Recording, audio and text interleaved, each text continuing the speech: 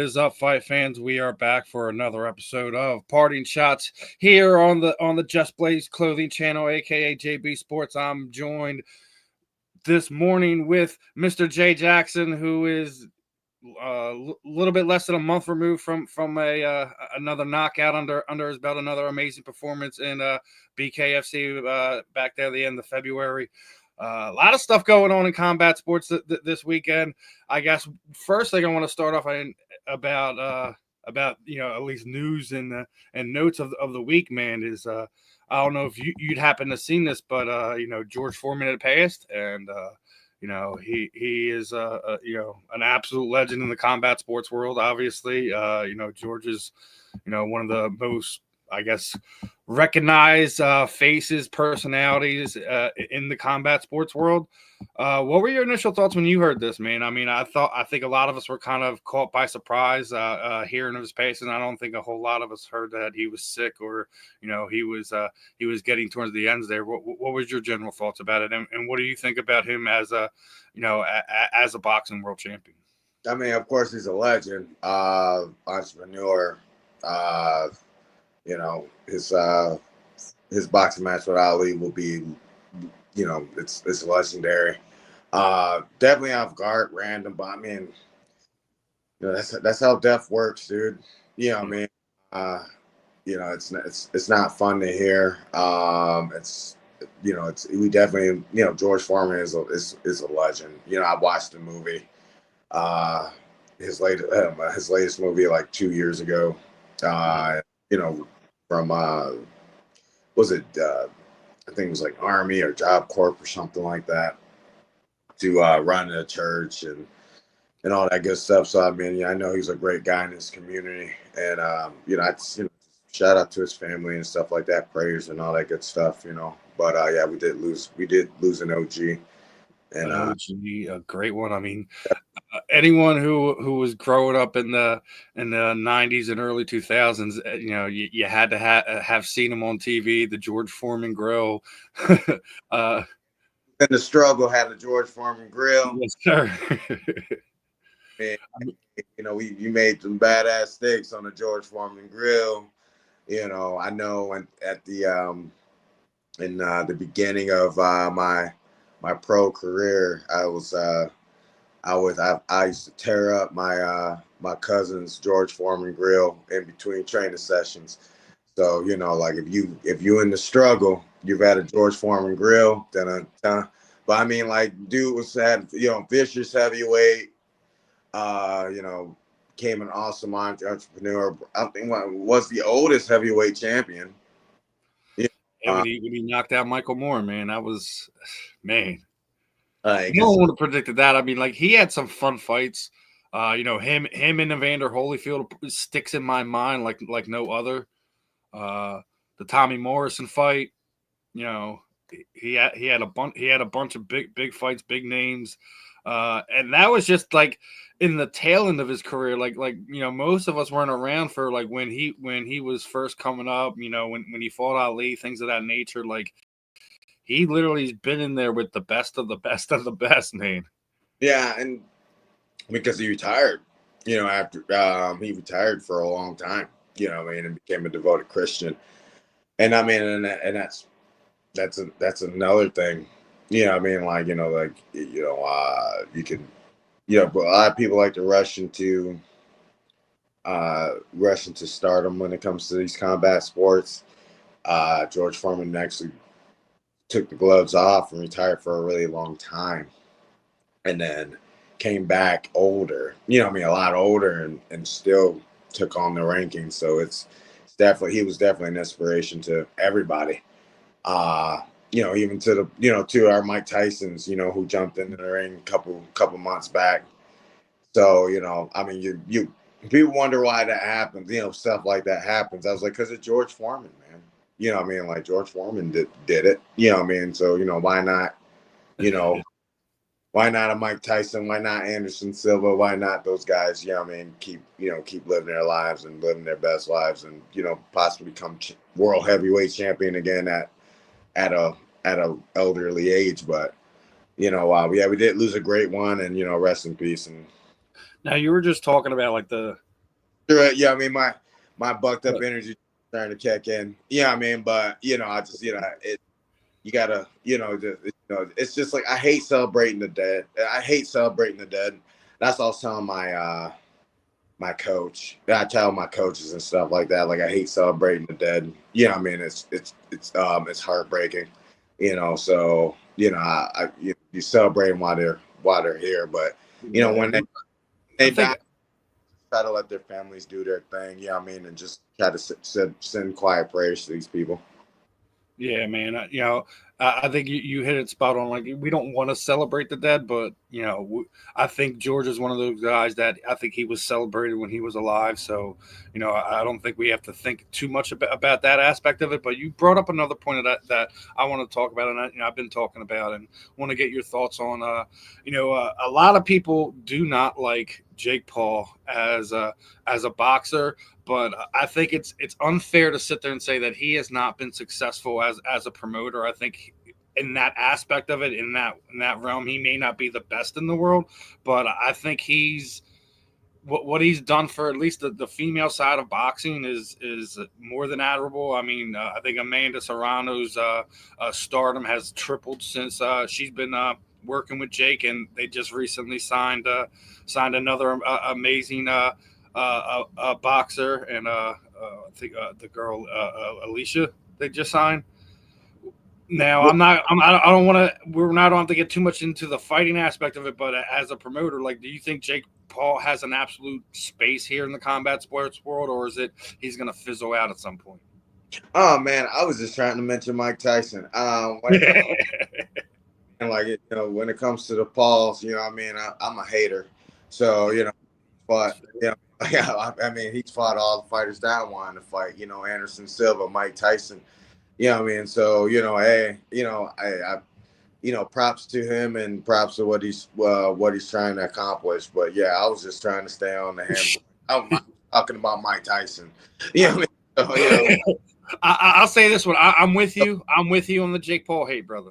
Oh, I mean, like it's just like Earth, I mean, like there's there's a one out of a billion chances that a success just I mean like a Jake Paul is going to happen, I mean, and props to him and stuff like that, and I'm happy what he's trying to do to the sports and what he's using this hype for, I mean, but yeah, I was talking about Mike Tyson, I mean, so. I'll say this much with Jake. I respect the fact that he's learning, I guess, still learning his way at the highest level as he can, learning on the job, so to speak. But we already talk about that. There's aspects to not like about him. Like, there's good, bad, and indifferent. It's not that there's nothing I don't like about him. There's nothing that I don't like about the guy.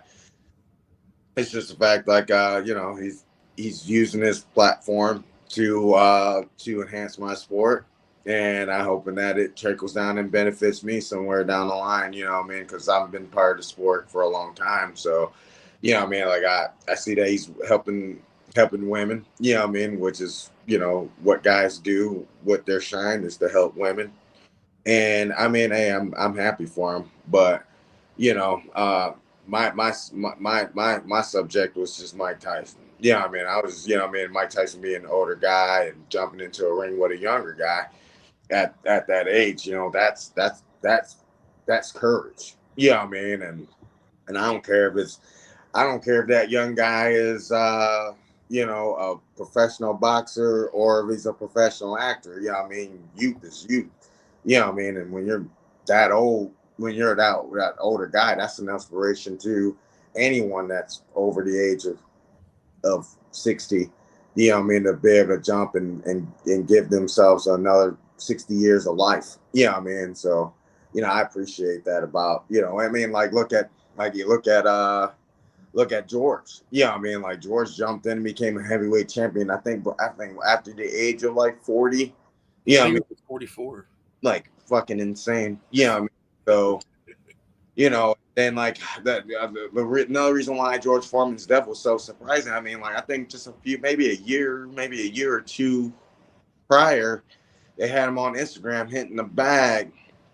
I mean, looking fantastic. So I mean, it's a definitely big inspiration to the to the more mature. I don't want to call them the other word, but the more mature generation of Mhm. boxing fans, and like I said, and whatever, yeah, like I said, whatever Mr. Paul does for us fighters, or for his promotion, I hope it benefits the whole community, as much as we talk about it on the internet. I hope it does benefit all of us. Yeah, or benefit fighters, or uh, the lower level tier fighters that are trying to make it to that level. Uh, we're in a funny time with boxing, right? Funny time in combat because there's so much combat coming out, and you know, this is the time to take advantage of it. Yeah, everyone get a piece of it. Yeah, I think it's a very unique time in combat sports. I mean, obviously, the UFC was kind of front and center for the better part of the last 15, almost 20 years now. But something we were just talking about off air, like there's been a lot of change in the landscape.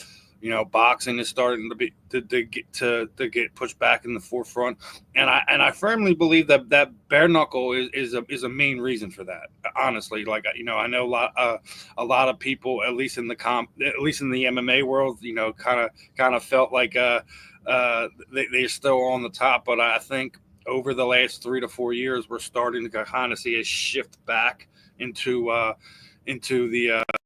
the squared circle, so to speak, and we can even throw BKB with their trigon too. I mean, the taking the gloves off is kind of the in thing right now. We're even seeing it where you're seeing bare knuckle MMA and things of that nature. So the combat sports world as a whole is kind of enjoying the enrichment of being the fact that it's everywhere right now. Yeah, my fucking one of my Canadian friends is super excited about this. I guess we're going on ice, so we might have bare knuckle on ice, Yeah, or not. yeah, yeah. They But we'd rather That have was bare. actually that's a Philly thing, and people don't realize that Chris Therien, the former Philadelphia Flyers defenseman, has kind of been one of the guys who initially brought on. I think it was initially ringed as like Ice Wars or something like that. But yeah, basically taking the aspects of hockey and the thing I think that people like deep down truly enjoy about hockey is that that's the one of the few parts of the four major sports that actually allows allows fighting between their athletes and can basically just concentrate on that area and basically is going to turn into some type of promotion. I think that should be fun because obviously it takes a lot of skill to have to be able to skate and be able to keep your balance on your skates, and then you're going to throw combat sports in that. It should be interesting. Yeah, hockey fight. Yeah, like I've seen so many MMA fights that end up turning into a hockey fight anyway. It's just it is. Uh, So, like we're involved. Like I said, combat sports is involving a lot, and mhm. it's gonna be a good time. It's a good time to get in. Now we were just talking about giving back. I don't know if you've seen or heard about this. Did you seen that Justin Gagey? Obviously, he's one of the bigger stars in the UFC. That he actually donates a good portion of his purses to kind of give back to the underprivileged youth that who want to get into combat sports. Maybe they have a family who really doesn't have the means to send them to training academy to consistently have him there and things of that nature. And he finds these kids and he goes out and make sure they have all the equipment they need, pay for their gym bills and things of that nature. How rare is it to see a fighter like Justin Gagey? He's arguably one of the larger stars that remain in the UFC's lightweight division. Coming over from World Series of Fighting, has kind of absolutely made his namestay as one of those brawlers that we love to watch in there. Seeing a guy like Justin, doing like that in the community, that's something you definitely gotta turn the eyebrow up for, right, my friend? No, I definitely admire it, dude. I do seminars. Yeah, I do seminars that and I mainly don't take anything. I don't try to charge anything. Usually get donated. It's mainly donations. We usually try not to charge for when we do those things. So, I'm doing a seminar actually in April in a pretty cool spot. So I can't wait for you guys to see it. But yeah, like it's nice to see fighters going out there and contributing to the community. I know Chris Lytle did a bully thing in Albuquerque when I was there a couple, last month or whatnot. So, it's cool to see now to the point where like fighters do what fighters have the means to actually donate and give back to the community. It's amazing. Justin Gaethje, one of the top dudes, bad motherfucker. You know, hopefully he tries to come to BKFC. That'd be a cool matchup for me.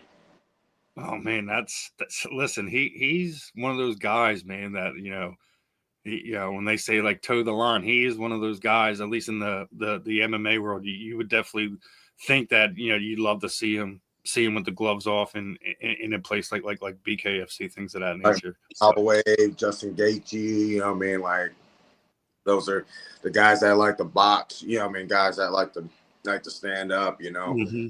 So like, note that these aren't call outs. These are just, these are just interesting matchups. I ain't that guy. Yeah, I try not to stem out like that type of Jerry Springer energy. Yeah, I like that phrase, Jerry Springer energy, because you see a lot of guys in the UFC. They got that Jerry Springer energy. That's what they try to bring to the table to get more people to look at them. Yeah. KFC, there's a lot of people who love that fucking Jerry Springer energy. I hate that shit, but I do enjoy top notch people. I do enjoy great shows. I do enjoy bangers. So like when I think about bangers, you think Justin Gaethje, you think Max Holloway, you think Jose Aldo, you think those guys, Jerry, Robbie Lawler, it's just like those guys bring the bang. So, so when if I mention these guys about, possibly matching up with me, it's because I'm looking for good dance partners that are going to bring as much energy as that I feel like I bring to the fight. So, I love good competition. So, and I love good people. So, like people that bring, who get back to their communities, that's amazing. Like I said, I did a seminar last year at a high school. MMA seminar because I have MMA experience. It's just like giving people a platform to show that there's more than just testosterone and violence to these sports. It can be a great outlet for kids who just need something to do or just a place to display their art. So right. I appreciate Justin. Shout out to him, man. I appreciate it.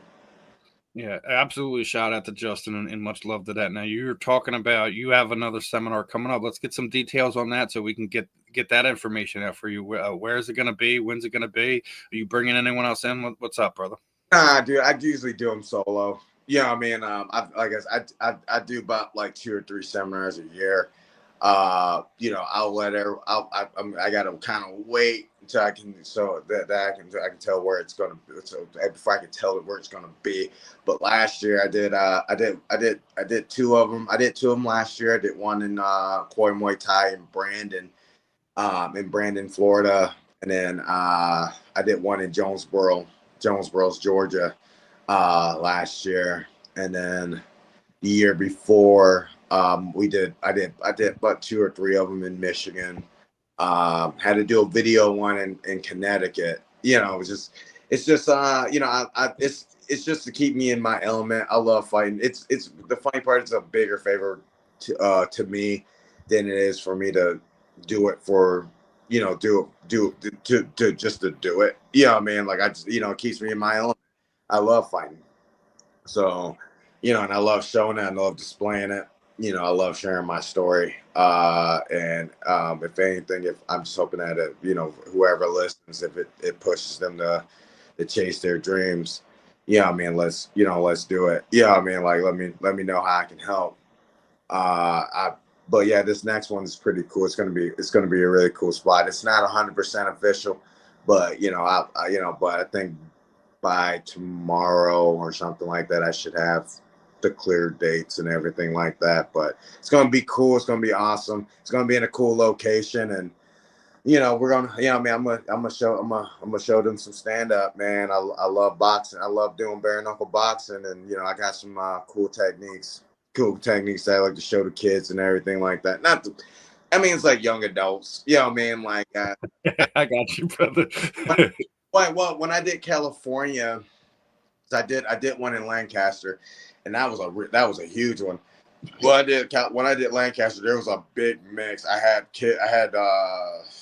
It was like 18 to like, I want to say, I think it was like 18 to like 35, and I think I even had a couple women in it. You know what I mean? So but then like the one I did for the high school in Jonesboro, we had, this is for a wrestling team, and we had a couple of MMA. We had a couple homies that were there for the wrestling season for the following year, and then we had a couple kids that were just in the MMA. Who knew my name from the MMA and that bare knuckle grapevine, and so like I just put them through a nice little wrestling workout and things like that. And it's always a fun time. I don't try to make them spar or anything like that, because I'm not trying to develop a fight club. But we do I do try to show them the dance moves and the footwork and some pretty cool techniques. So it's usually a great time. Just stay on my Facebook and Instagrams and stuff like that, and we'll you guys will see what I do.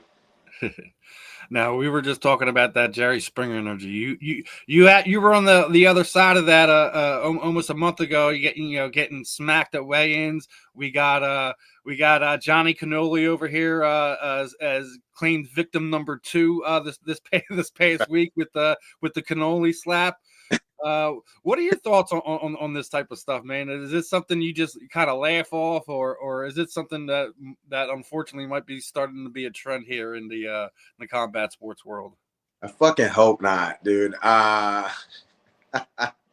Jerry Springer energy. I fucking hate me. Nah, well, it's just off the dome, dude. It's off the dome. Yeah, it was unexpected.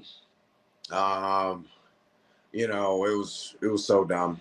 There was nothing that happened, unfortunately, guys. There was no development to this. I was just, I don't want to put on blast of how boring I am, but I'm a very boring guy. I did not try to, I did not want this. I had someone in my inbox and they're like, it looks scripted. I said, it totally wasn't. I was sitting there chilling, and real. So you got a hand upside your head. Well, I was just sitting there chilling, and he just walks up to the stage, and he had I felt like I was he made me feel underdressed, and he was just he had the let's fucking go, and then he got in my face, and I was like, hey, face, and then he smacked me. So, and I've been telling everyone I got Chris rocked. And but I didn't. Chris Rock. I said, yeah, I got Chris rocked. Everyone hit me up, and I'm like, yeah, I got Chris rocked, and they're like, oh, you. I'm like, of course, I got parents, man. Like, it's fine, and in my life, I'm not hated. I don't get into situations, even though I fight every day. I hit my friends all the time. Shout out to all my friends that spar, and shout out to all my teammates that I get to hit on a regular basis. So I don't really have an itch to just try to hit people when I'm nervous. Well, the hand comes up, he smacks me or whatever like that. Respect it. Excuse me. Don't respect it at all. But it's just like, God put me in a situation where I get to fucking kill this motherfucker tomorrow. So I kind of just kept my cool, and That's all you can do in a situation like that. It's like, all right, I'm not trying to get suspended. I'm not trying to not have this fight happen.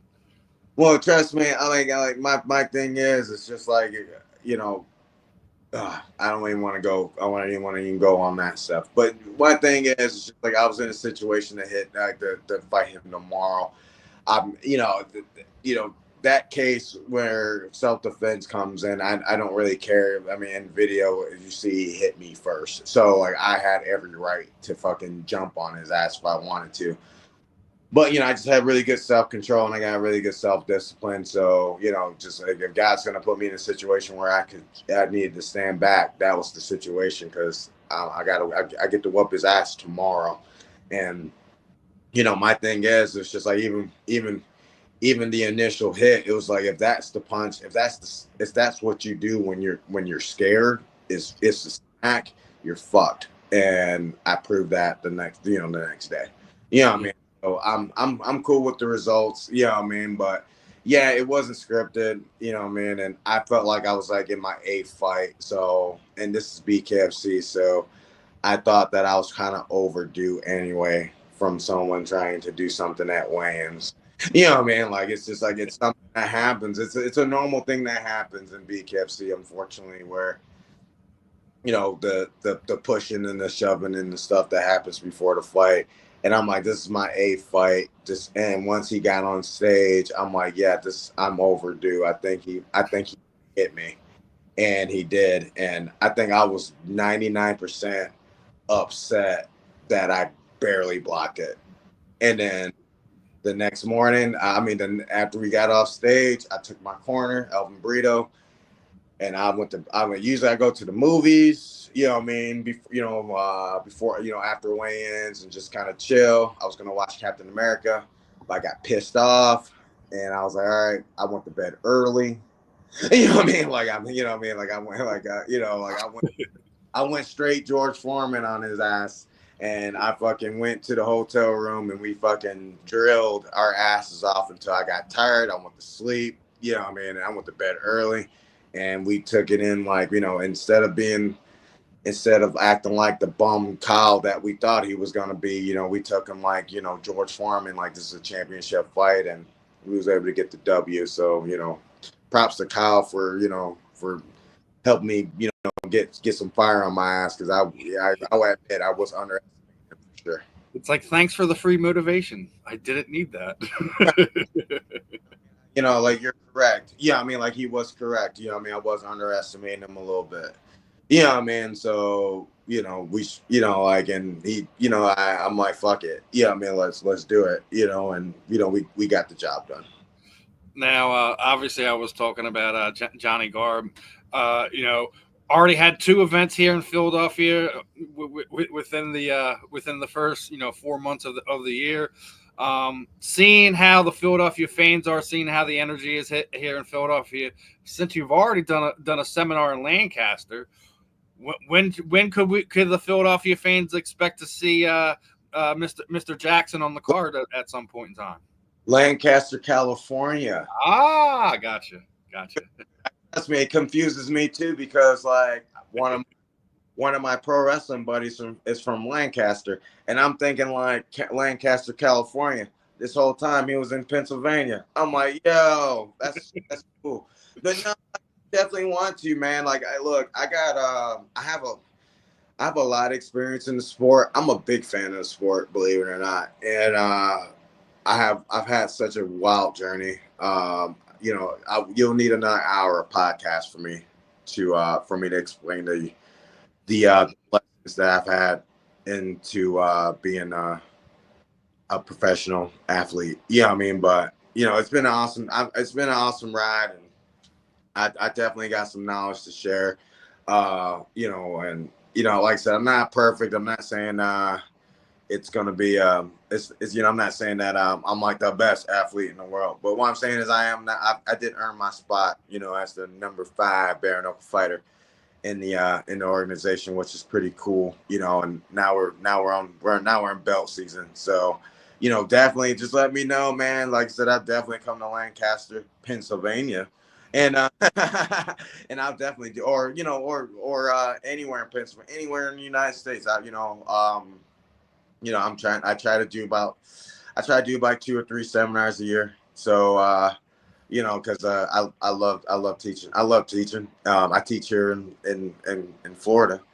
Yeah, man, I just like to continue to throw knowledge and throw you guys some combat, a good combat hour, and teach you guys how to move and hit a motherfucker in the mouth. Man, I'd love to have you here in Philly sometime. See if we can get you doing seminars up here. Now, obviously, I was just talking about Philly. BKFC is going to be going in Dubai at the beginning of next month. If you had a destination that you would want to fight BKFC, whether it be Thailand, Australia, somewhere in the UK, like what would your destination place would be? Would it be Brazil? Like where would you like to fight if you had your choice to fight anywhere internationally? Australia. I want to do Australia so bad. If you would have caught me a couple years back, it would have been Thailand. But I've done Thailand twice. I've trained there twice. I trained with Mark Godbeard. Actually, that's actually one of the guys who actually almost like it was like my number 2 thing that kind of that kind of pushed me into bare knuckle when I trained with him in Thailand. But Australia, I got friends. I got a lot of people over there. Like my buddy Art, who actually came to tryouts in Florida all the way from Australia and did tryouts in Tampa here. But yeah, I'd love to do Australia, dude. Australia would be sick. Australia is epic. I love Australia. Pretty much, that's who doesn't. Our previous friend said Australia would be epic. I mean, I think who wouldn't fight a fucking kangaroo, being sarcastic, but like who wouldn't who wouldn't want to check out who wouldn't want to check out the terrain of Australia and like like that, and they have the fucking wildest fight fans, man. So they love combat. So I talk to them. I talk to my Australian friends all the time, and they'll I know they'll love to have me. So I definitely would love to do an Australia card, but we'll see. Absolutely, brother. We will see. Hopefully, that's something that could happen at some point in time here in the the future. There's bearded brothers over here saying the kangaroos are jacked. Yeah, some of them are bigger than some of these guys, man. Tell them come down and say, tell one of them kangaroos to come fuck with me.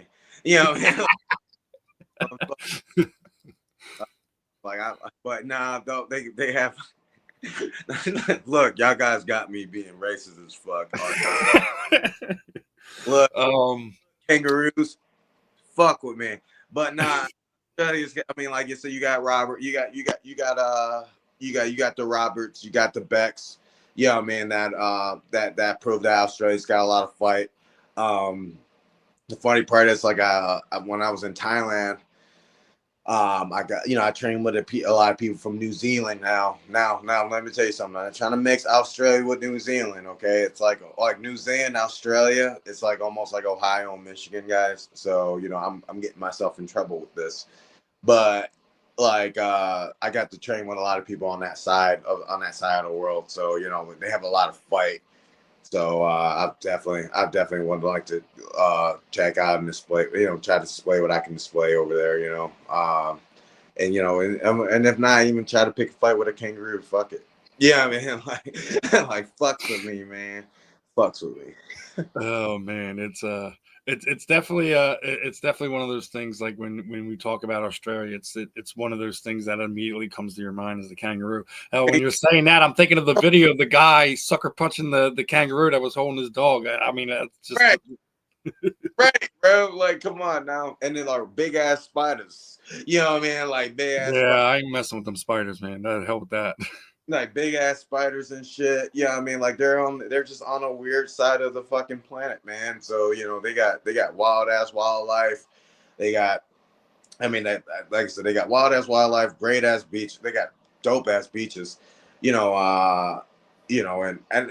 I'm gonna tell you this right now. The friendliest fucking people, man. So man, and tough ass fighters. So Look at Eagles tackle Jordan Mailata. He's from Australia. You talk to him, he's like one of the biggest, scariest looking dudes you could see, but he's the softest, kindest, gentlest person you'd ever talk to. right. So like all my friends over there are fucking badass. So you know, like I said, my buddy Art, fucking just came over here to Tampa last year to do tryouts, and was the friendliest. I mean, like I know him, so I mean, I know he's friendly to me. But one of the toughest motherfuckers that you'll ever meet. But also one of the nicest dudes. Just got married. Had the craziest fucking wedding I ever seen in my fucking life. So congratulations on him. But yeah, man, like I swear, like Australia probably be one, and then like top second would be Thailand, just because I have history there. Yeah, man, just you know, there's like I said, like hopefully we'll make something happen. But I gotta get through a Hitman May 2nd. So I gotta. That was going to be my last one before we wrapped it up into the parting shot. May 2nd, back in there, real quick turnaround. How excited are for you for this, and what are your goals for the rest of 2025, man? Man, I am fucking hyped. I'm not gonna lie. Gomin, I'm really bad at names. Note that it's not an insult, but has a nice little record in bare knuckle.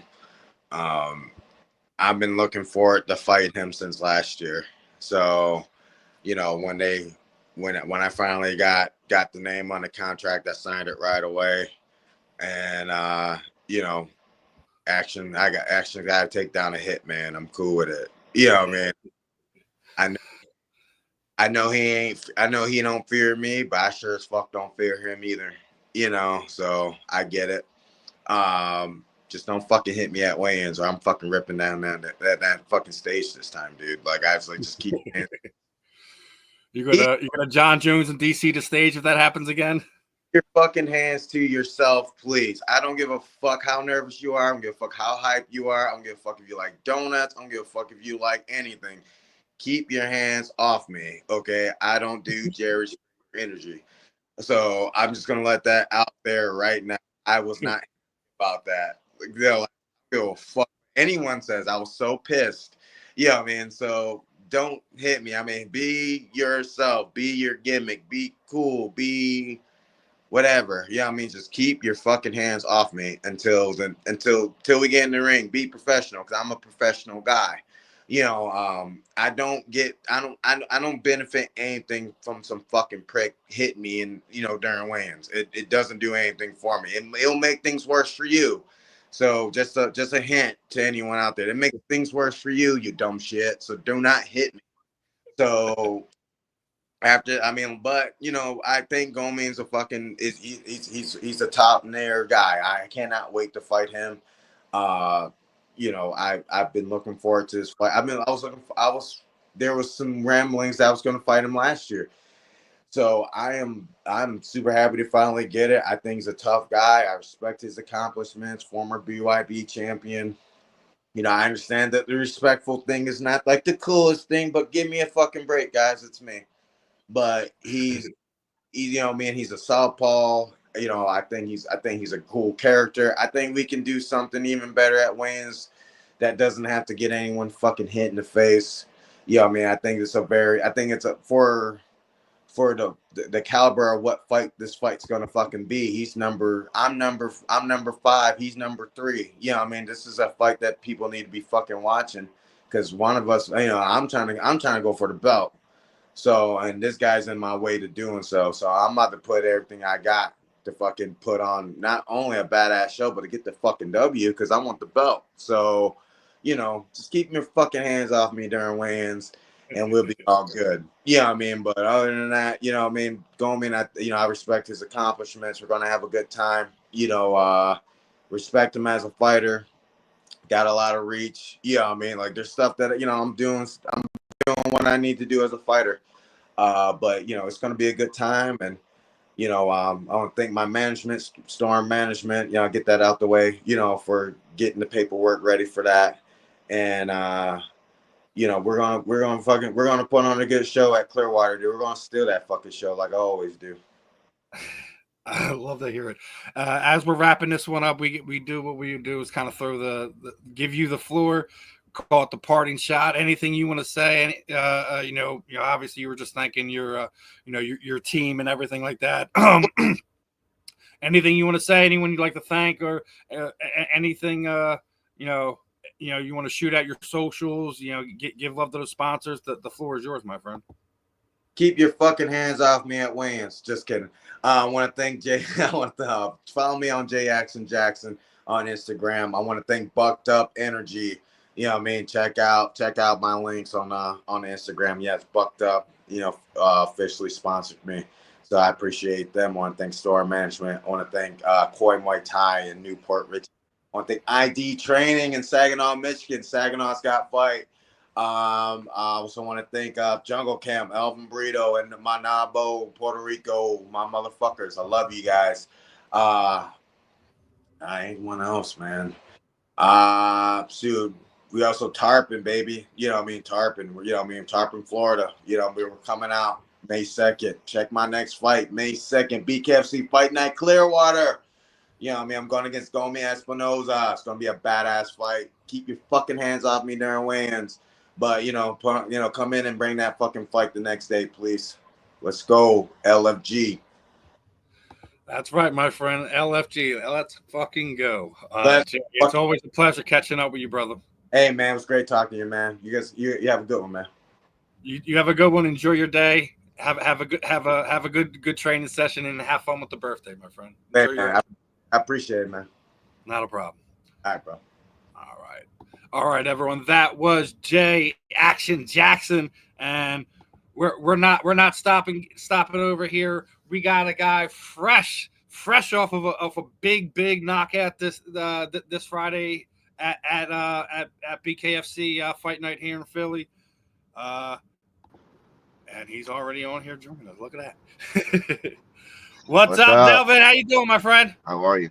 I'm great. Lost my voice from screaming so damn much. Oh, I bet you did. Yeah. It's a rare thing. Not only doing what you did, like I mean, we're gonna get into that in a second, but like being in your backyard, being in Philly, having that crowd, 2,300 the arena, the old ECW building. Like, what is that energy like being able to not just fight there, but able to be and perform in front of your family, your friends, and things of that nature? Does it bring added pressure for you, or is it just like, I got to show out? No, actually, it was the first time I ever had my family there. I competed in a lot. I wrestled and played a lot of sports. They were rarely ever there. So I was actually surprised that my father, my sister, my wife, a lot of friends showed up. But I never actually fought there. I did the tryouts there. I'm from Jersey, so when I got there, it was pretty exciting. I was like, dang, there's a lot of fucking people here. We're about to go crazy. But I'm used to it from street beef. So I fight at street beef. So there's like fucking hundreds of people surrounding the cage at all times. So it really wasn't. I wasn't nervous or anything. I was just ready to go fight. That's it. I like to fight. So. So it was like I was in the car ride saying, I can't wait to throw these hands. This is gonna be crazy. Up in Philly, my photographer, he's a big wrestling fan, so he was more excited to fight there than me. Hey man, it's a fun arena. Like that's what it's smaller. It's more intimate, and like super small. Yeah. The ring was so small, but it was crazy. Yeah, it's crazy. Like how it is. It's like one of those things. It's not this big old, you don't have like a ballroom or anything. It's smaller than that. You know what I mean? So yes, it's like, it is. It's super small. It's like, it kind of feels like you're just You ever watch that movie Fighting with Channing Tatum? Yeah. It feels like that. You're just walking into the back of this bar and you're about to go kill each other. Oh man, it's definitely different now.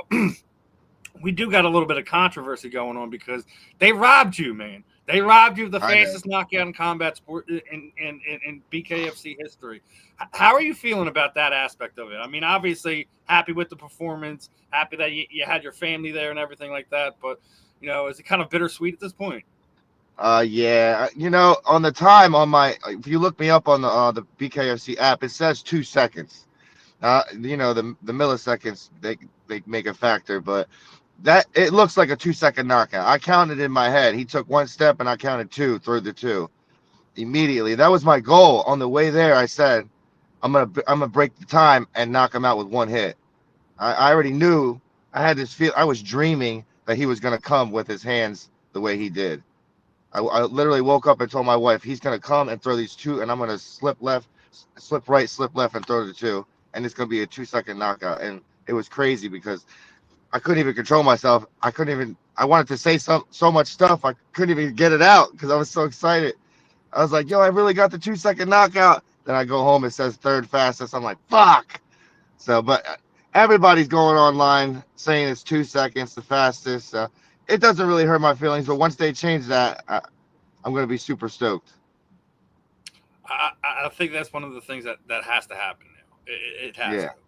So, yeah, I think it will.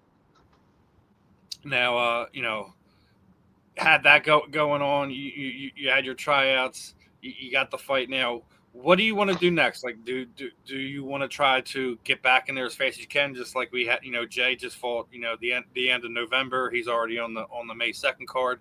How fast of a turnaround you want with this? Because obviously you took no damage, things of that nature. I walked out the ring and I tried to find Nate right away.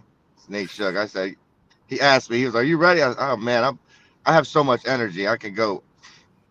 I can fight someone else. I'm ready to go again.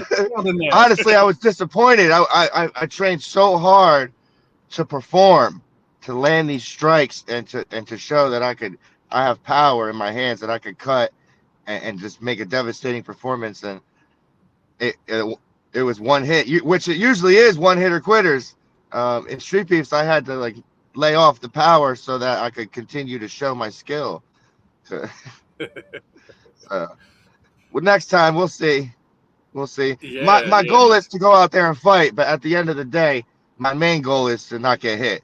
So I got a lot of kids I got to live for. So my goal is to put them out quick. I don't blame you there for trying to get in, get out, and it's something we talk about a lot of times. Like there's dark sides of the sport, and you guys aren't completely clear of all injuries. Now, granted, it's been scientifically proven that the bare knuckle boxers don't get concussed as much as your MMA fighters or your professional boxers. I think it's due to the fact that you don't have the gloves. Exactly. But it's definitely one of the. What was that? It's brute force because I box and I'll go 12 rounds with somebody, and the next day I'm like, holy fucking shit. Obviously, this weekend came a little bittersweet news because I don't know if you heard or seen, but the passing of a legend, man. George Foreman is definitely a shocker one for me. As I was already talking with Jay, out of nowhere. I mean, for most of us that are above the age of 30, we grew up with George Foreman on TV, the Foreman Grill. Exactly. A lot of meals were cooked on them things, so definitely have to check that aspect of it out. It's definitely. I in my ring, I have this. In my gym, I train this female. She's 11, and she reminds me of George Foreman. It's funny because literally last week I was training her. I'm like, dude, you got to throw that jab like George Foreman. It's there, baby. It's there. Throw it. And then this week after the fight, I'm like, oh, on the way home, that's sad. Yeah, it's one of the rough things to kind of see go on, but it's one of those things where he was celebrated a lot in life, and obviously over the next week or so, as he's finally laid to rest, that some people will remember him even more in his passing, but it's definitely a rough one to kind of deal with. The combat sports world will kind of always move on, but I think we'll always remember George Foreman, regardless if we're talking about being 40 plus years old, knocking out Michael Moore, or his wars with with Evander Holyfield. I mean, he showed a lot of people a lot of different things. It's so me and Jay were talking about, like, walking away from the sport for a long period of time, coming back and being a world champion and fight. He's literally been in there with a who's who of who's who. So warrior. He's going to be one. Definitely, it's going to be a hard one to not to be able to get his opinion on X, Y, and Z. So it's a sad time, but we always celebrate life and death. So yes, sir. Now I wanted to get your thoughts on this. Obviously, Jeremy Stevens completely obliterated Eddie Alvarez at Knucklemania. Rumor is he's going to be headlining UFC there in his own backyard, and hasn't signed a multi-fight deal with them, but has it situated where he can come back to the BKFC, and it looks like Conor McGregor's is one of those names on his list. What happened to Delvin?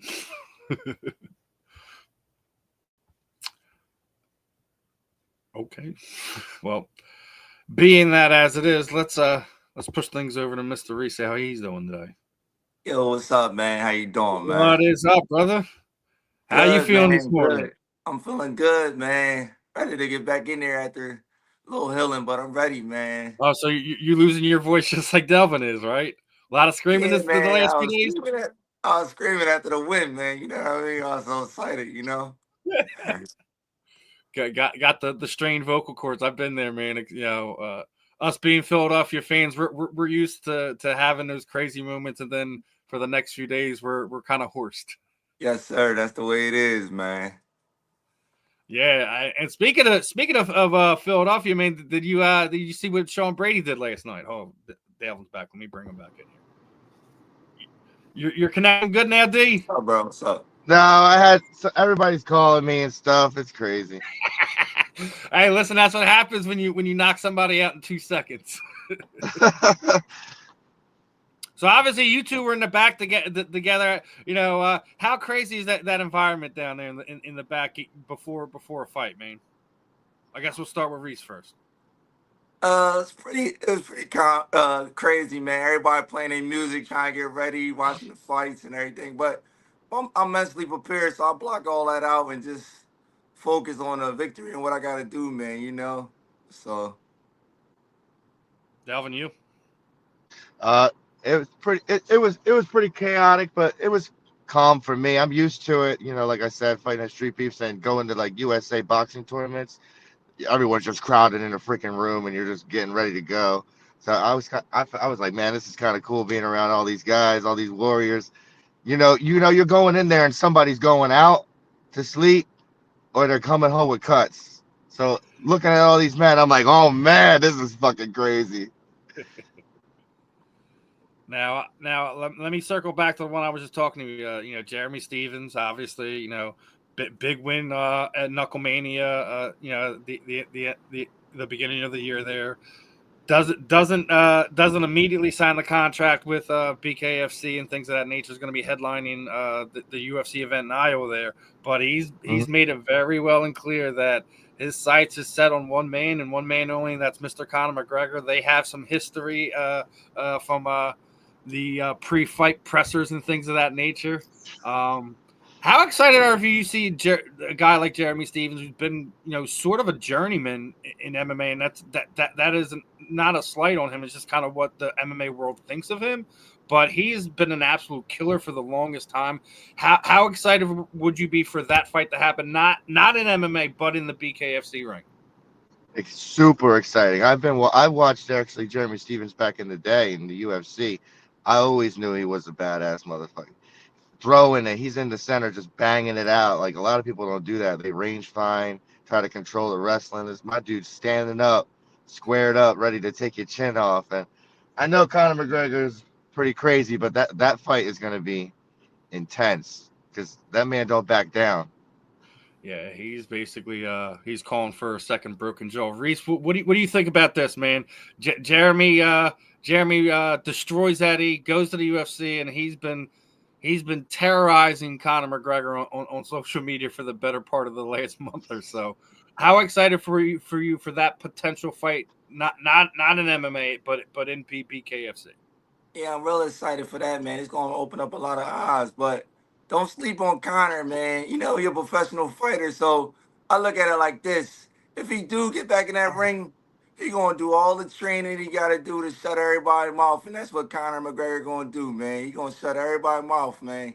He a professional, man. So if you go back and look at Connor's training camps and when he was locked in and got in the ring, he was unstoppable. So my edge going to Connor if he do get in that ring.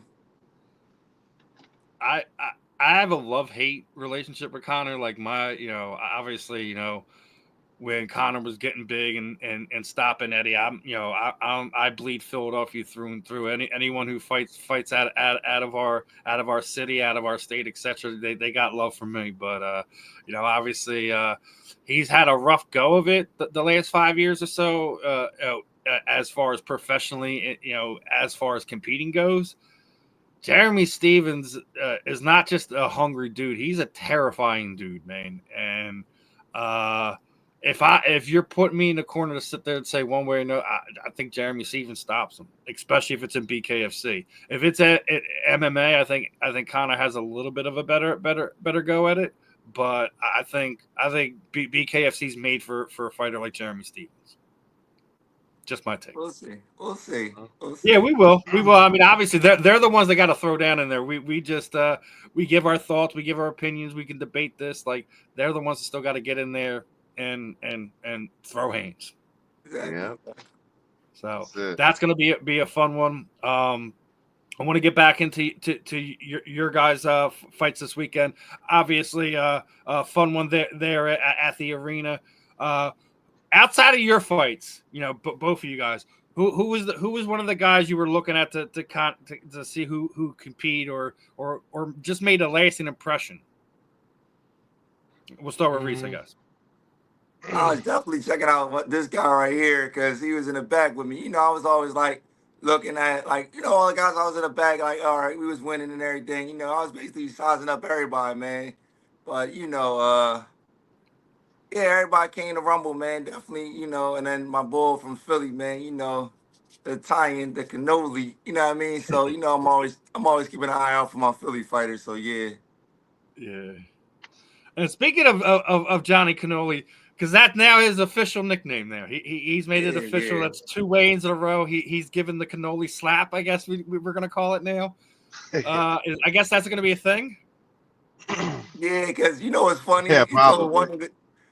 it's funny. He told one of the dudes, yeah, I ain't got nothing, but I knew he had something up his sleeve, or in this case, in his pocket. You know what I'm saying? So yeah, that was kind of funny. I think it's funny. I mean, I'm sure on the other side of it, it's not funny getting slapped with Cannoli. But as far as the entertainment value, I guess I'll give two thumbs up for Johnny Garbo right there because creativity. He's created his own little niche there. Hopefully, one of the pastry shops in the area sponsors him moving forward because I think he's one of those guys that we're going to see continue to rise. He's one of these the rising stars in the BKFC world. It's another going to bring me to the other part is the combat sports landscape has completely changed over the last 5 years. It was completely dominated by the UFC and MMA, and I kind of feel over the last 5 years, which is kind of coincidence because it's when BKFC really started to take off, that the boxing side of combat sports, and more particularly bare knuckle boxing, has kind of taken to the forefront, is where all the eyes are. It's where all the stars are flocking to. And the UFC's got a real problem because they don't got no stars anymore. The stars that they have are guys that are on their way out. I was just talking about things that Justin Gagey does in the community and things of that nature. Dustin Poirier. There's a handful of guys that have, I guess, that it quality about them, and the UFC isn't turning out the personalities like they were when Tough was in its heyday. Do you kind of feel now that BKFC has kind of stepped up and like where the promotion where all the personalities come to? We'll start with Reese. Yeah, man. Bare knuckles, where is that? I used to box, but I'm gonna tell you like this: there's a lot of politics in boxing, man. And I'm here to fight the best of the best, man, to prove that I'm the best. So like my hands is the judge, the executioner, and the jury. And my man found out that I fought him. I got power in my hands that I could take out anybody at any second, at any time. So, and that's just that's how I feel. And I fight the best of the best, and I'm coming for it. I ain't ducking nobody. Dalvin, your thoughts? BKFC is now the the star destination forefront for combat Definitely, sports. definitely, definitely. I box just as well, and there's nothing like boxing without your gloves on. It's just real gladiator shit. True alphas. That's where they're gonna flock. I've always loved to box street fight, and now having a ring to do it in is just we're gonna bring in so many people. There's so much talent out here that you can't see in boxing because, like he said, the politics, the money, all that stuff. There's people with true talent that they got deadly hands. Yeah, They're coming to the BKFC. yeah, and you're talking about politics and boxing, and now we're seeing UFC's parent company TKO and Dana White are kind of really pushing into the boxing world. And there's a thing like here's some of the payouts they're going to be doing and things of that nature. I mean, I'm not sure if I really think that TKO is going to make a big difference in that, but like you know. You, some of those numbers I don't think lines up with where we see a lot of combat sports are these Hmm. days. So Yeah. it's it's like I said, we're in an interesting point in the combat sports world because no one's the clear this is the destination anymore. Like 10 years ago it was the UFC. No one was talking about Yeah. boxing. Now over the last handful of years, regardless if we're talking bare knuckle or just boxing in general, we're starting to see the revitalization of that aspect of combat sports. And Hmm. like I said, the UFC's in some trouble with the being able to have those drawing power, and I think that's why they're holding on to a guy like a Conor McGregor and things of that nature. Yeah. Definitely. Most definitely. And I Now, believe so, because you gotta realize even in ancient times it was the arena, man. Like people want to see hand to hand combat, man. At its truest form. And we had kings and queens watching this, and then people on the outside. That the whole arena was packed, and people on the outside was waiting to get in the building, man. So yeah, people want to see combat at its truest form. Definitely. I want to change gears here. Obviously, we're still talking a little MMA here. Did you guys happen to catch what Sean Brick Brady did last night to Mr. Leon Oh yeah. Edwards? Got him in a I was sub. I just saw it. Yeah, it's I think he not only did Sean guarantee himself a title fight there, but I think he also guarantees that UFC is going to be back in Philadelphia as well this year. On top of the rest of the combat stuff that we're going to have in the state of PA, but I think he made a statement. He's arguably the number one contender in the UFC welterweight division. We just got Hmm. to see how that all plays out. Hopefully, he gets to fight for the title in his backyard. Yeah, that would be awesome. And Philly on the rise, man. We just got the Super Bowl champs, man. We just sold out the Wells Fargo Center in January. We just sold out the 2300 Arena. Philly definitely on the rise, man. Philly the place to be, man. Yes, it is. Yeah, I think for years Philadelphia's kind of been little brother to cities like New York, LA when it comes to the combat sports world. But we've always been the place, in my opinion, and I think the fighters, the fans, etc., are starting to see it's there's a special energy that comes to competing, regardless if we're talking combat sports, if we're talking football, whatever. There's a different energy competing in front of fans here in Philadelphia. um, you know Seeing the popularity of the Eagles rise over the last 10 years has been in when we're talking about not just in the city, but when we're talking about nationally, globally, things of that nature, where you're seeing the Eagles a lot more on primetime games. We're seeing them, obviously, just did Brazil last year. They're the rumored team to be to be one of the inaugural teams for when the NFL does Australia. So we're starting to see the world as a whole see Philadelphia as a destination place, and I think it's only a matter of time, man, where people are going to stop talking about New York as one of these combat sport destination places, and it's going to be Philadelphia. Like everyone talks about the Garden, hungry. F the Garden, man. I really don't want to hear about Madison Square Garden anymore, man. I hate New York. I mean, let me say that. I mean, we're real Philadelphia fans, so yes, we absolutely have a disdain for New York. The only other city that comes to mind, if you're a football fan, is Dallas. But Dallas, New York Boston, when they come to the Sixers, it's Boston. It's man. New York, Dallas, and Boston. He's got the three right there. Hey, what about you, Delvin? Do you feel the same way that when it comes to your hate, it starts in New York and Dallas and Boston? Nah. I keep my head in training. I don't even watch TV. That's So all right, I focus on hitting the bag and hitting some heads. That's it. Fair point. Yeah, fair point.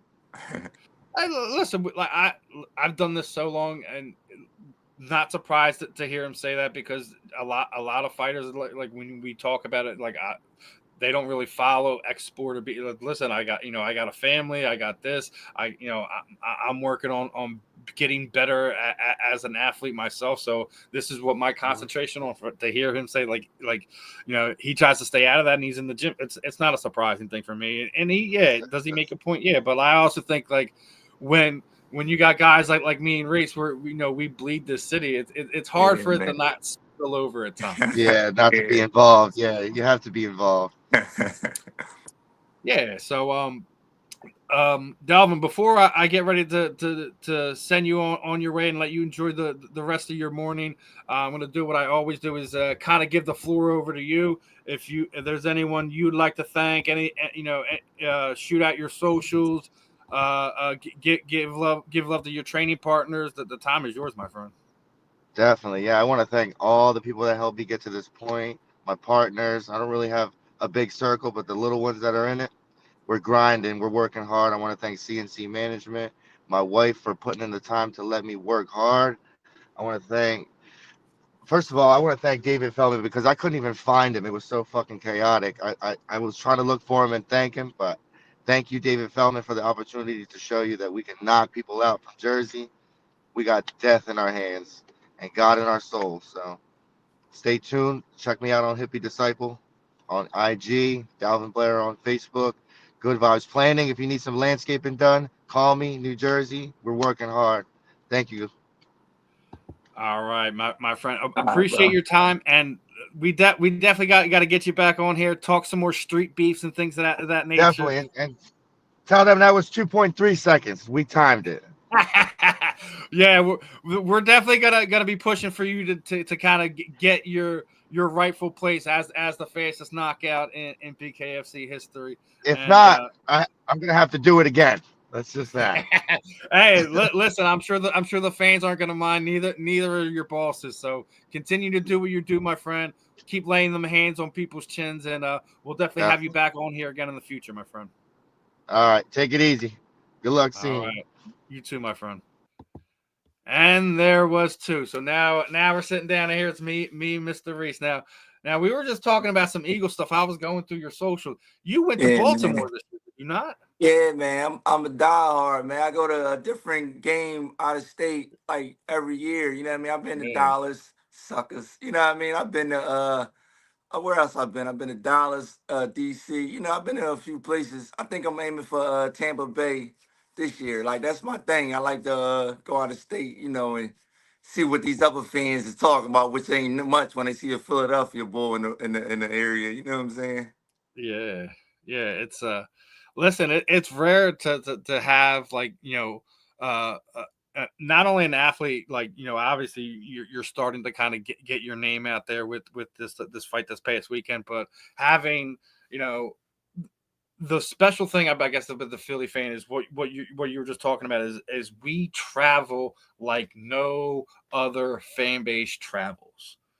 You have a home game, but it ain't really a home game because you guys don't sell out, and we snatch them tickets up faster than the fans of their own hometown does. And I've been there too. I used to do that when the Phillies were real big, and you had Ryan Howard, Chase Utley, Jimmy Rollins. I'd catch games in Baltimore, Washington, except like wherever I can go catch a game.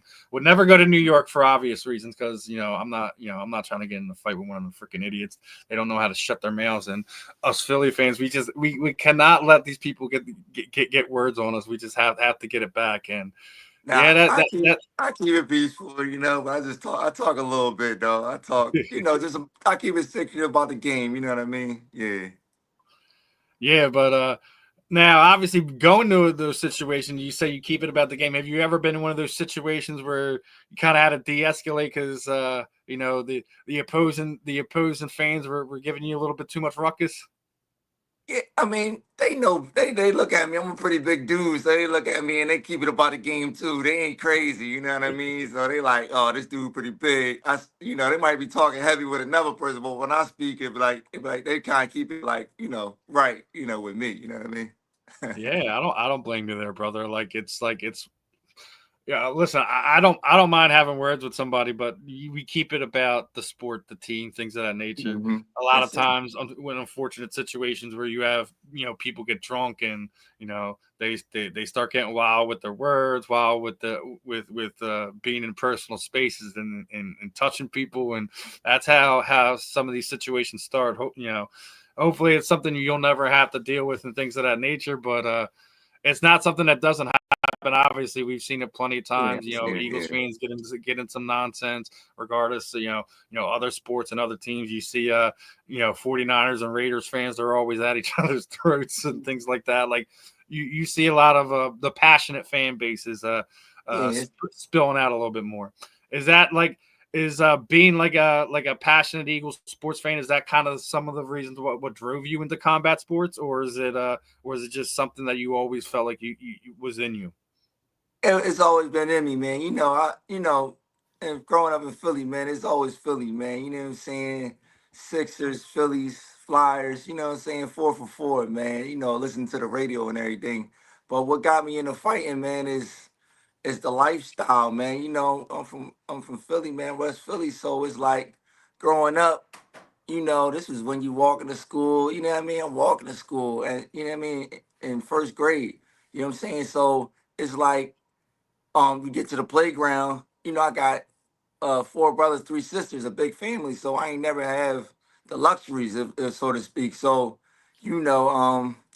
it was the playground, man. The yard is what we called it. So I'm scrapping on the yard when somebody see I got the pro wings in on. I don't know, the LA Gears, the Bobos. You know what I mean? So I gotta fight, man, because they talking. So I gotta shut their mouth, man, to get my respect. And that's all it was. We fighting. But they shut their mouth, and then we shake hands like, all right, man, you can rumble. And now they want me to be part of their crew. You know what I mean? So it's like you had to get your respect out there, man. But all that shooting and stuff was irrelevant, and I ain't really for that. Like people that pick up guns to me, they suckers, man. I'm from the old school where we rumble it out and Yeah. we settle our differences and walk away. Do things like men do. Like we may have differences, Yeah. you may have a different opinion. Mm-hmm. We may throw hands and hit each other, but at the end of the day, that's Mm-hmm. where it stays, man. We never.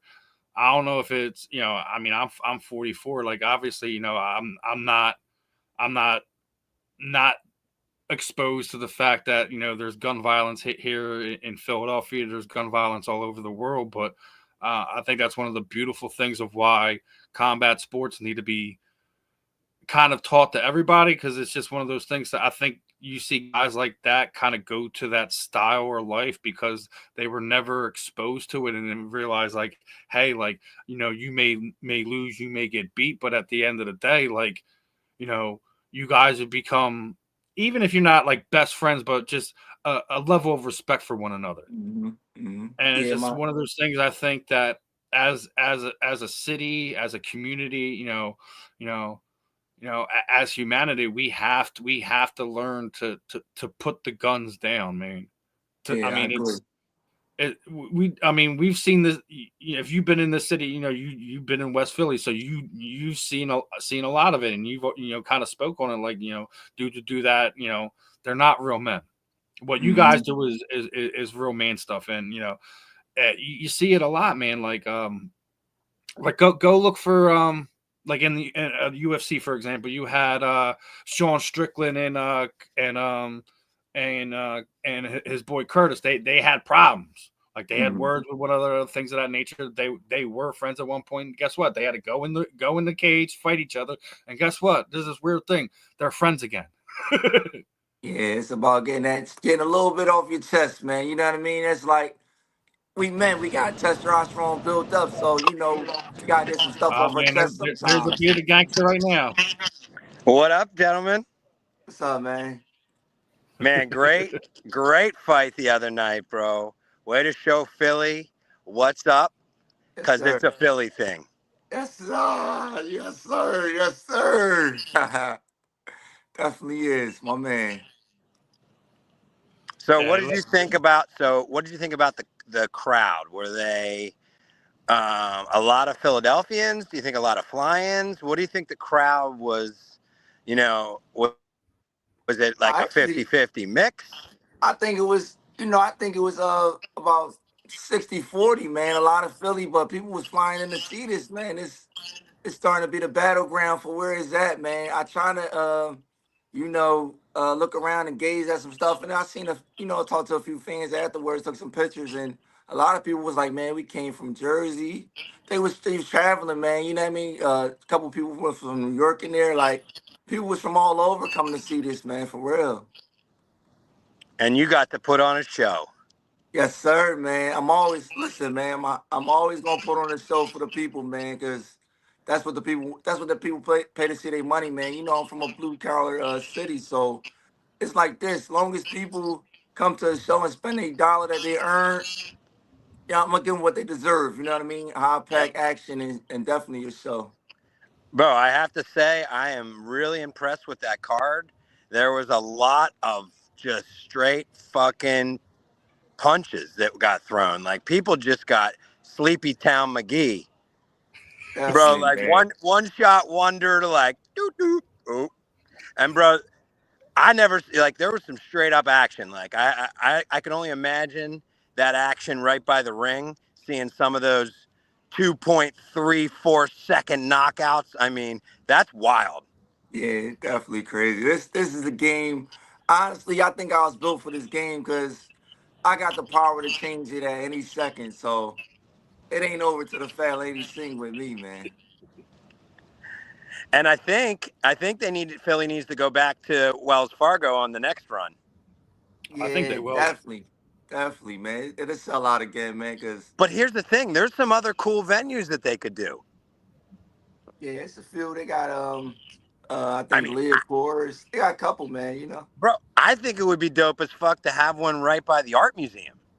Oh, that'd be great, man. Bro, if you could, because I went to Live 8. I'm kind of old.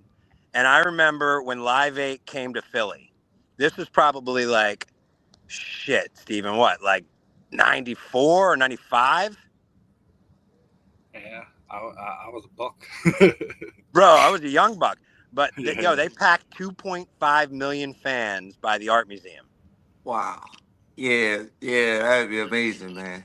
Definitely be amazing. I think next time, I think you're right that sometime in the summer or something like that. I think Dave should do an outdoor event.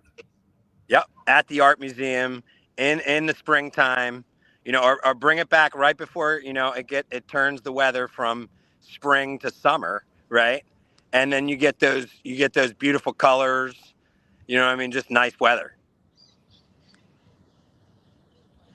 I think it would be fun, but the question is that something that they would entertain? Maybe not this year, but I think it's something that he should look into, especially as he said, before and after Knucklemania that he intends to be in Philadelphia more than a handful of times a year. So, it definitely should be fun to see where he goes next. But I think I'm in agreement with you just did the arena with a smaller event, smaller card with some of the the newer fighters in BKFC, like Reese and like we just had Dalvin on.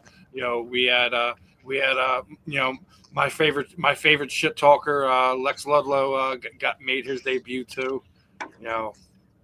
You guys are getting an opportunity now to kind of show those personalities and things of that nature. But I think the next one should be back at a Wells Fargo. Who knows? Maybe even get Lincoln Financial Field before before the Eagles really take it over. That's what they do. Like you've already have concerts there and stuff like that. They've had their WrestleMania was there 2 years ago.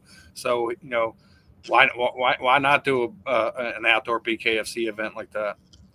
As long as you get the right fights, man. But I don't think the link is fit for that yet. That's a little too big for them. If they did WrestleMania there, we could do bare knuckle there. What are you talking about?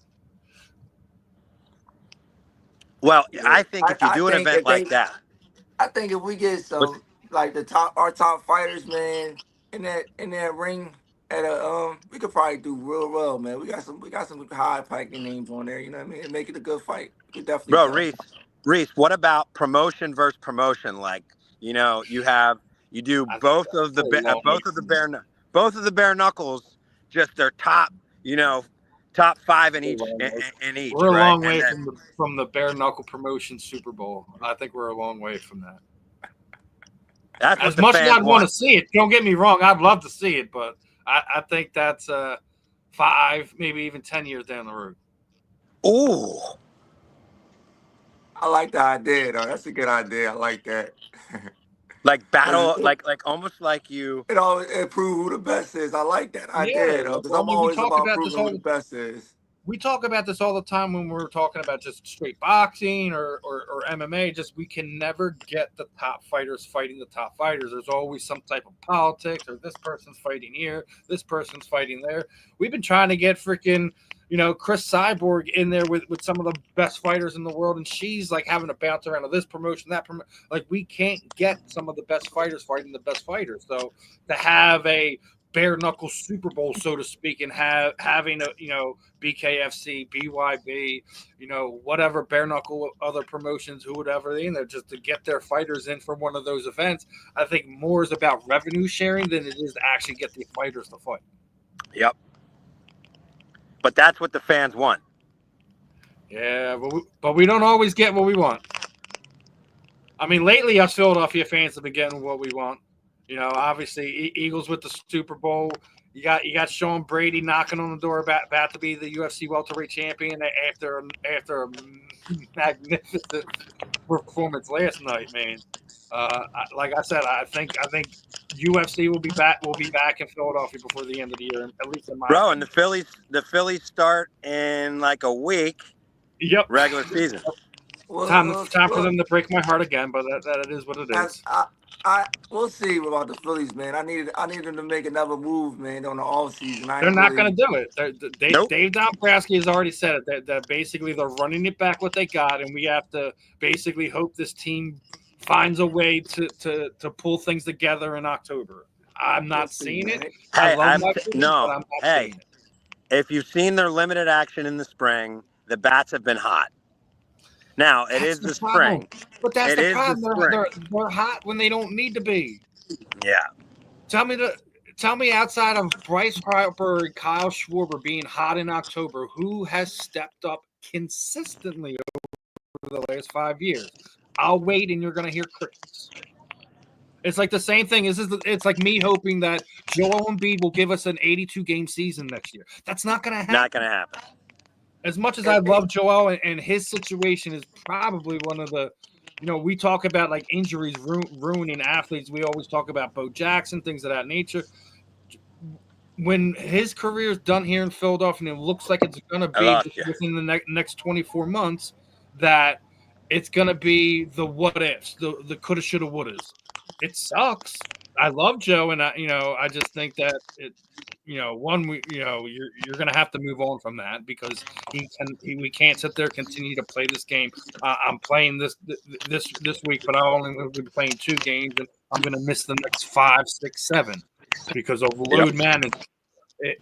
When you look at that as a whole, the process has failed in every aspect it could possibly fail in the process. Sam Hinkie is somewhere with a handkerchief over his eyes because he's crying because everything he did to help this franchise to get to where it was is ruined. All the picks is Ruined. not Joel's the only one that stayed. Ben Simmons was the dude won't shoot threes to the point that Bronny James just passed him in career 3-pointers. It's a sin in itself. You let a guy like Jimmy Butler out the door. You keep a guy like that. They've made all the wrong choices moving over the last 5 years, and it's just unfortunate. Yeah, but with the Sixers, man, it was a lot of. They wanted to get Hinkie out. I like that Hinkie's mindset. I think John, what was his name? That other guy with the Colangelos, they ruined everything, man. Like Hinkie had a good plan, man. The Colangelos came in and they messed everything up, man. Honestly, and just softened it. Yep. Yeah. Now it's getting off the Philadelphia sports. I want to talk some fun stuff, and I want to know if you guys have seen this. Came across this report that Justin Gaethje, being the star that he is, has this thing where he takes at least a good percentage of his fight purses, and he is looking out for the underprivileged, combat sports, the youth athletes. Pays their gym fees, takes care of them to this point. How many athletes you see like on Justin's level, like outside of Daniel Cormier, that just gives back to the next generation athlete? You don't really see that so much in in the combat sports world. Not only we don't see it that much, but a guy at Justin's level to be able to do something like that is also a rare one too. Yeah, that's a beautiful thing, man. You know what I'm saying? Because giving back to the youth, man, is definitely changing the mindset and getting them in a different mindset. And it's definitely a good thing, man. A couple of the young bucks came up to me. It was like, man, when I was in the boxing thing, and they was like, man, they was cheering me on, and let's put a smile on my face because I'm like, yeah, go ahead, do the right thing, man. And when I'm in the boxing gym training, a couple of guys come up to me, man, hey, what can I do? You think I should use? What should I use on my next fight? Like they got the golden gloves. One of the guys came up to me and was like, man, what you think I should do? I said, yo, man, it's boxing. Everything is set up off that jab. Keep using that jab and set up. He was a right hander. I said, set up your right hand off that jab. So he took my advice into consideration, man, and that's always a good thing, man. It's always good when you have, I guess, the you're being looked at to as one of the gym mentors or the guy that a lot of the young guys talk to. I don't think you could put a price tag on that or anything like that. It motivates the athlete, the combat sport athlete, in a way that you don't really see out of an NFL star or an NBA star or any one of your 4 major sports stars. It's like, baseball kind of has that aspect to it a little bit more than the other 4, but like when it comes to combat sport, it's a me sport, so it's really rare to see stuff like that. Like I said, the only other person I've seen do stuff like what I've just seen out of Justin Gaethje is Daniel Cormier. And big shout out to Daniel. I don't know if you've seen, he's doing a seminar at Eddie Alvarez's gym at some point in time. I think beginning of next month. Okay. So that'd be good, man. Yeah, it's like, but like, anyone who's paid attention to Daniel's post-fight career, like obviously he has that connection to Khabib and with the Russian combat sambo guys, that he actually takes a group of his wrestling team and he sends a handful of them over to Dagestan for a few months to train with the Khabib level guys that they have over there and to learn like how these guys do it. having these top level guys put these younger kids in these positions to be able to do that is only going to make these the next generation of fighters even more skilled than what we've seen. The growth over the past 10 years in combat sports. It's a rare thing to see, and it's stuff that I'm all for. Like, listen, if you're a John Jones fan and you hate Daniel Cormier, you still want to see stuff like this succeed. Like even though you have rivalries in combat sports and things like that, we still root for our other guys. Like I said, like even if you're a Cormier fan and waiting for John Jones and Tom Aspinall, waiting for basically his retirement fight is probably the most exciting thing that's going on in on the UFC side of things right now. I want to get your thoughts on that. Do you feel John Jones is officially the GOAT, man? Hey, man, that's my guy, man. John Jones, man. Man, he a problem, man. And then it was fights that people was like, oh, no, he ain't going to beat him. He ain't going to beat him. Man, he come out and demolish him, man. That guy, he's something else when it comes to martial arts, man. He's something else, man. So yeah, I think he's the GOAT, man. And it's kind of funny. A few years back, he wasn't really getting his proper due, and now he's starting to get it again. So I think he's the GOAT, man, for sure when it I comes to mean, that. but that was a thing of his own disaster. His personal stuff that he was getting involved with outside of what he was doing in the octagon kind of dimmed his own light, dimmed his own star, and rightfully so. Everything the troubles he was going through, the stuff that he was putting himself into, he should have been put, not being seen as a role model or someone anyone should look up to.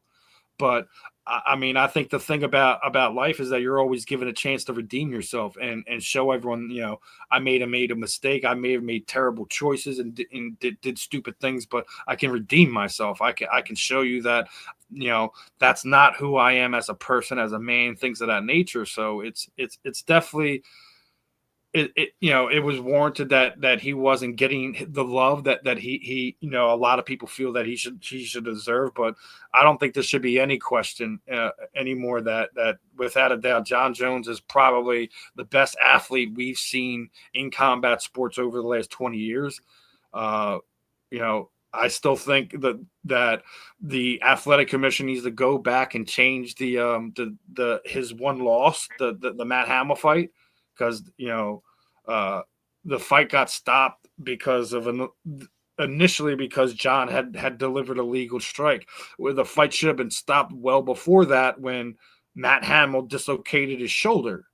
Mm-hmm. Wasn't able to defend himself, and that's why that fight ended. It's to have him have a loss via that way and have it stay on his record is rough. I mean, we all talk about Khabib's run and Khabib's the GOAT of the lightweight division. I don't see that just because of how many injuries he had, the long layoffs he had, and he did not fight all the best fighters during that time. John Jones has fought and beaten everybody. And that's why I'll say he's the GOAT. Taking away, the outside of the octagon stuff, I will absolutely have him in that category, and I'm really looking forward to the possibility of the him and Aspinall. I don't know if you've seen this last night, but Aspinall was walking around with a duck. at the pay-per-view, obviously in reference to John Jones. He's sitting there saying he needs 6 months and he's already been out 4. Mm-hmm. Do you think that John has warranted that, given a 6-month camp for him to get ready for a guy like Tom Aspinall, which a lot of pundits and guys in the know feel that Tom Aspinall is going to be the guy that actually does beat John Jones? Hey, man, he basically a living legend, man. So if he say he gonna fight you, you gotta be on his time. You know what I mean? He called a shot, so he earned that right. Just like any other champ, they earn that right to say you gonna fight me when I say you gonna fight me. You know what I mean? So if he say he wants 6 months to get in there, hey man, I'm going them other 2 months. If it's me personally, all right, get your time. I'm gonna get my time because I'm being in the gym training too. So hey man, as long as you give me my shot, that's all that matters. Listen, I think it's just a matter of when, not if. I don't think it's a money thing. I think it's John is at the back end. He's been very smart to continue to build his legacy. Go ending his run at 205, going up to heavyweight. I think when Alex Pereira lost this month, kind of really killed what could have been, because I think they didn't want the Tom Aspinall fight. I think they wanted that legacy fight with Alex Pereira.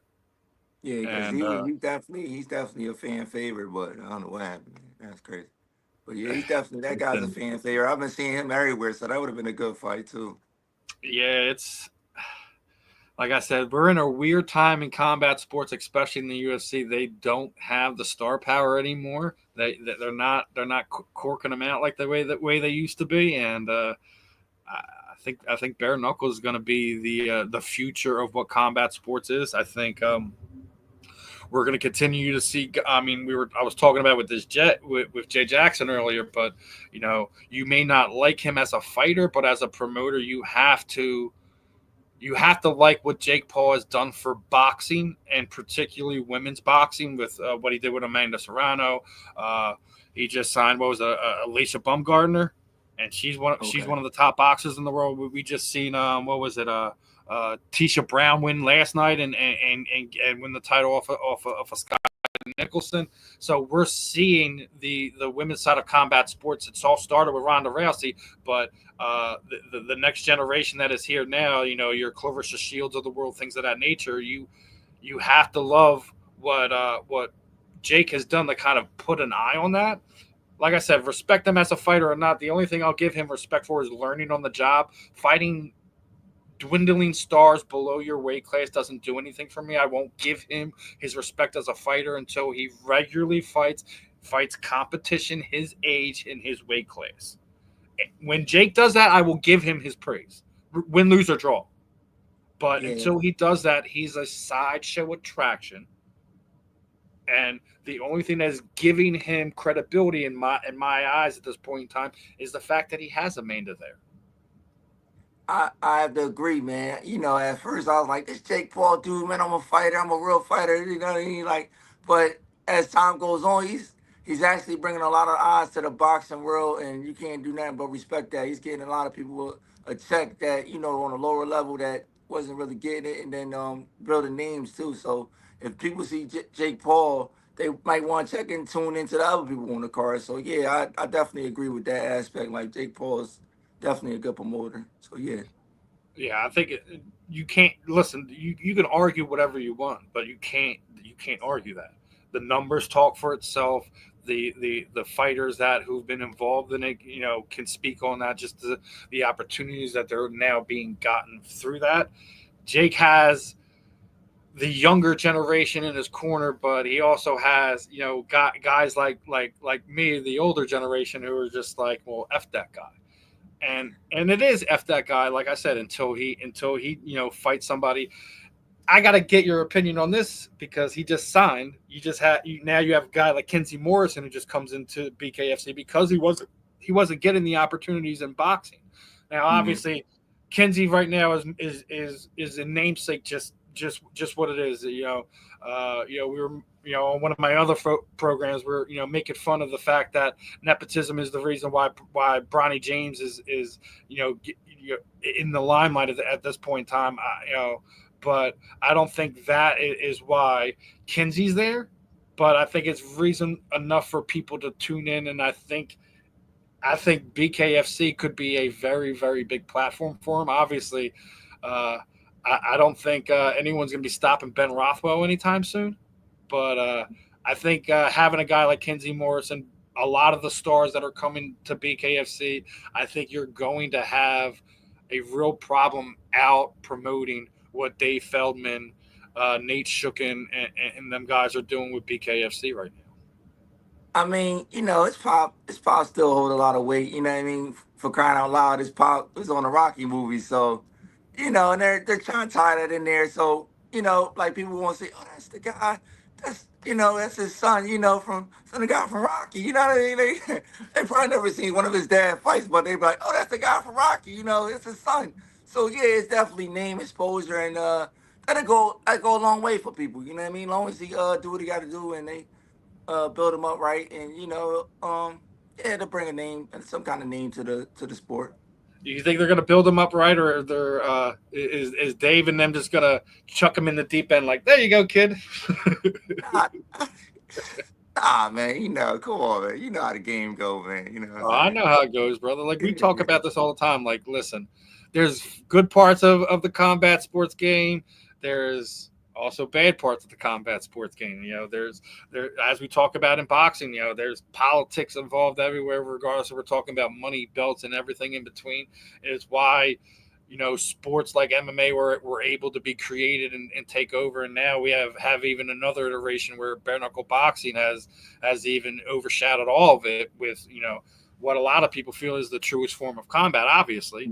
As I said, So you can't get it twisted, man. You gotta have some.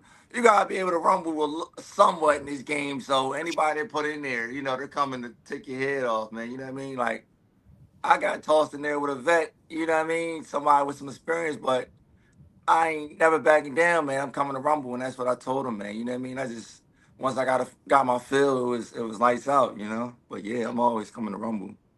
yeah, so obviously let's get into your win real second. Obviously, you were able to get in there, do your thing, got your finish Hmm. in front of the crowd. Like how was it that just being able to experience BKFC in your backyard in the ECW arena, 2300 the arena, like it's a special vibe, man. Yeah, man. The crowd was rocking. Everybody was cheering me on, man. It was awesome, man. I think that I had a lot of nervous energy that first round. You know what I mean? I had a like, oh, I'm here, I'm here. Like I had my I'm here moment, like, a little nervous, you know what I mean? But once I think that second round came in, I was able to calm down, get more focused. And that's when I delivered the axe. That's what I call that punch, man. They was like, what you call that punch? Like, I call it as my dad told me that punch, man. It's the axe punch. So it's like a modified hook, man, So yeah. Yep. The axe. It's kind of funny. We had the axe when we got Jeremiah Trotter Jr. and then we had Jeremiah Trotter for the longest time in our Philadelphia Eagles. And the axe is a part of Philadelphia Yeah, through and man. through. So you know, See the um, logo, man. That's kind of it's all tied together, man. That's the logo. That's my logo too, the axe. So, yeah. what's next? Obviously, you got your debut in there. Got the fight here in Philadelphia. You're able to sit down with Nate Shook at some point in time in the next week. What are you going to ask for? Hey, man, I'm asking for the best. If they give me the best, man, and the money right, man, let's do it tonight. You know what I mean? That's how I feel. So I told him from the beginning, I'm in this to fight the best and become the best, man. Because legacy to me is everything. If I can get one of them belts, man, that's everything to me. Because it's like I could tell my daughter, look, Dad got this. Dad used to fight. Now I got something to prove. You know what I mean? To stand on. You know what I mean? Cause so that's what I'm going for. That legacy, man. Listen, that's what every fighter wants at the end of the day, right? Is to test yourself against the best of the world and leave yourself a legacy. Leave your family in a better position, your kids in a better position, etc. So it's definitely one of those things where you want to see things go in a certain way, but it's also fun, man. Like Hey, you're man. in I a think I go think ahead, I bro. was I think I was born for this, man. I think this is really my calling, man. I ain't gonna lie, man. Like I love it, man. I love like the fans, like the people coming out to see me, man. Cause look. That's why I'm like, man, I don't want to let them down at the end of the day because I'm like, man, people pay their money to see me. I ain't gonna lie, a couple people put money on me, you know what I mean? So I'm like, man, I'm like, man, I gotta do what I gotta do just for them, man. And I get a good feeling out of that, man. You know what I mean? A couple people I didn't even know that, after the fight, yo, can I get a pic? Yeah, man, I'm interacting, man. If you want a pic, man, come on, let's get a pic, man. And yeah, man, I love it, man. I guess that's kind of the fun thing now, right? Is people are like, hey, you're one of the fighters. Let's get. Is that kind of the cooler thing for you now, or is that just Yeah. just part of Yeah, the I love game it, then? man. Nah, man, I love it, man. I love it, honestly, man, because it's like, and I tell people all this. I tell people like this from the rip. Before your favorite fighter was somebody, he was a nobody, man. You know what I mean? So y'all got to get out and start. If y'all see somebody, don't hesitate to get out there and be like, man, you know what? I'm gonna root for this guy. He seemed like a good dude.